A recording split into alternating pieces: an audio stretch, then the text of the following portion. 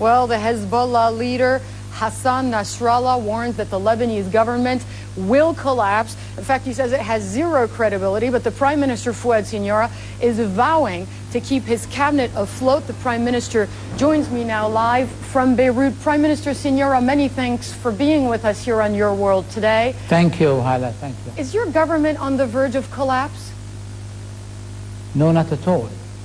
I know that some are saying that it's on the verge of collapse, but there are many, many others who are definitely seeing that this government is quite representative of the people and has the majority of the members of the parliament. And this government has already succeeded over the past few months in specific, but particularly during the war period and what it has achieved and how it really managed things during the war, and after that, particularly in sending the Lebanese army, and before that with the 7 points plan and with the approval of the 1701 the Security Council resolution, and afterwards in achieving the complete withdrawal of the Israeli forces from the newly occupied territories in southern Lebanon. And in fact, besides this, in achieving the real progress in terms of reconstruction of the south and in the southern suburb of Beirut. These are the things that my government has achieved. There are some people who really want the collapse of the government because they want to have some sort of the tyranny of the minority.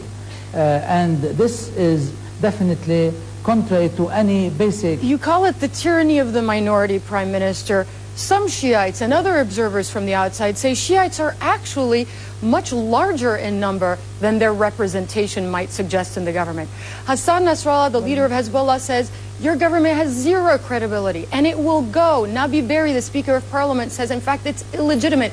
Would you consider stepping down and calling new elections? Well, no, wait a minute. Let me tell you something. First of all, Lebanon is a country of minorities. Secondly, contrary to some misconceptions, actually the numbers of Muslim Sunnites and Muslim Shiites are practically equal, if not the Sunnites are a little bit more. So, but anyhow, this country is a country of minority, and no one single group can take the country wherever it needs. This country has to be really governed by consensus. And this is the experience that I've had with my government. Let me tell you, over the past 15 months since the formation of my cabinet, all the decisions that were taken by my government were taken by consensus, except in one case that was on the 12th of December in the year 2005, and that was pertaining to the decision taken by the government to ask for the formation of an international tribunal in order to bring the perpetrators of the assassination of Hariri and his group and all the other crimes that were committed since the end of 2004 into justice. This is the decision that was only made by voting. And actually, our constitution states that all decisions should be taken by consensus, and if it's not possible, by voting. The heart of the matter in terms of Syrian influence inside of Lebanon. Before I ask you that question, let us go to Imad Mustafa. He's the Syrian ambassador to the U.S., and this is what he said about how much influence Syria has in your country. Let's listen. It's not a Syrian issue. We do not interfere in purely Lebanese domestic issues. This should be so clear and not try to implicate Syria in the ongoing politics facing today. Imad Mustafa there, do you believe the Syrians had a hand in the resignation of those pro-Syrian ministers? Do you believe the Syrian government was behind the Hariri assassination?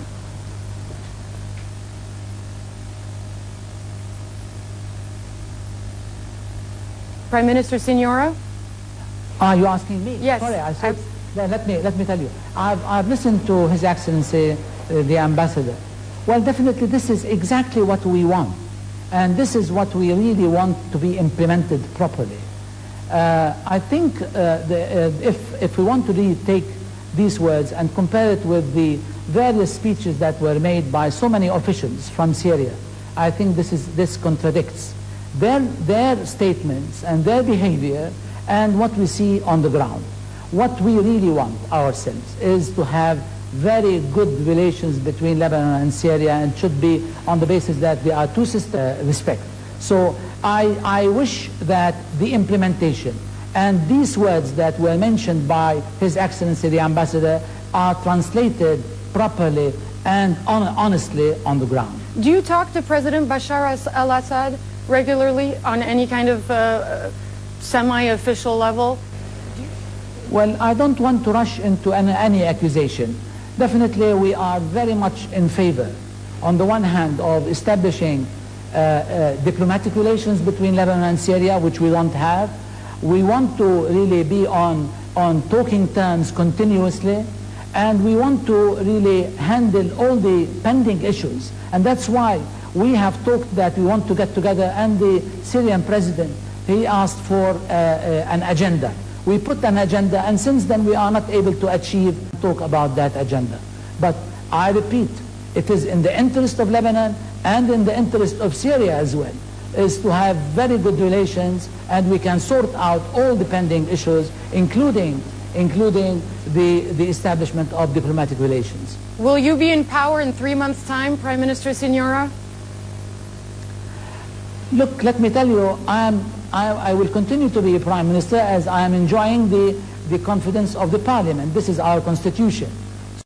Yes, I think that the Parliament is still giving the government full confidence, i.e. the majority of the Parliament, and as such we will continue. We will continue our effort in order to bring our colleagues back, because we believe that by being absent or by resigning does not solve any problem, because in Lebanon no problem can be solved this way, by trying to get away.